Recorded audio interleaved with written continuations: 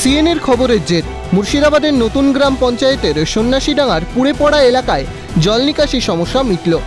জানা গেছে দীর্ঘদিন ধরে রাস্তার জমা জলের সমস্যায় ভুগছিলেন এলাকাবাসীরা। একাধিকবার প্রশাসনকে জানিয়েও কাজ হয়নি। অবশেষে সিএনএর খবর সম্প্রচারিত হওয়ার পরপরই ব্যবস্থা গ্রহণ করল পঞ্চায়েত। সিএনকে ধন্যবাদ জানালেন এলাকাবাসীরা। মুর্শিদাবাদের নতুন গ্রাম পঞ্চায়েতের এই সন্ন্যাসীডাঙ্গা মানুষের প্রবলেম ছিল ড্রেনের, কারণ মানুষ এতটাই জল জমতো এই এলাকায় ঘর থেকে বেরোতে পারতো না। একাধিকবার প্রশাসনকে জানানো হয়েছিল, কিন্তু কাজ কিছু হয়নি।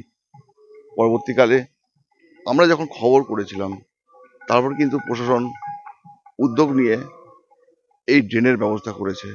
ভালো সুবিধা হয়েছে, প্রচন্ড সুবিধা হয়েছে, আমাদের খুব ভালো হয়েছে। কি অবস্থা ছিল আগে খুব খারাপ অবস্থা ছিল, মানুষজন যাতায়াত করতে খুব অসুবিধা হতো, মানুষ খুব কষ্ট পেত ওখানে যেতে। হ্যাঁ, মানে প্রচুর বেহাল হতো, মানুষ যেতে খুব বেহাল হতো। কার বাড়ির উপর দিয়ে যেত, তাতে লোকে গালাগালি করতো। ড্রেনটা হওয়াতে খুব সুবিধা হয়েছে। এখন বৃষ্টির জল নেমে যায়? হ্যাঁ, নেমে যায়। এই কাজটি তিনি এই ড্রেন করে অনেক এলাকার মানুষকে সুসম্পন্ন করেছেন এবং এখন আর রাস্তাঘাটে জল জমে না, এবং উপপ্রধান সাহেব শেখকে তার জন্য আমরা ধন্যবাদ জানাই। সিএনকে অনেক ধন্যবাদ জানাবো যে তারা আমাদের যে এই কষ্টের খবর মানে সাধারণ মানুষের কাছে পৌঁছে দিচ্ছে। এর জন্য সিএন চ্যানেলকে আমরা মানে আমাদের গ্রামের পঞ্চায়েত এবং সাধারণ মানুষের পক্ষ থেকে ধন্যবাদ জানাচ্ছি। জমা জল নিয়ে আর ভোগান্তিতে পড়তে হবে না মানুষকে, জানিয়েছেন পঞ্চায়েত উপপ্রধান। উদ্যোগ নিয়ে একদম একটা উন্নত মানের ড্রেন বানাবার চেষ্টা করেছিলাম।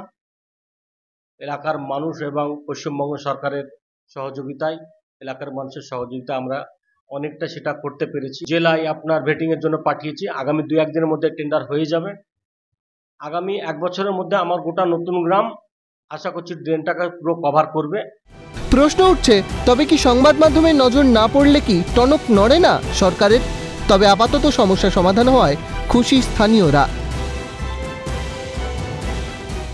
ড্রেনটা হওয়ার কারণেই মানুষ কিন্তু প্রচন্ড উপকৃত হয়েছে এবং তারা সিএনকে ধন্যবাদ জানিয়েছে।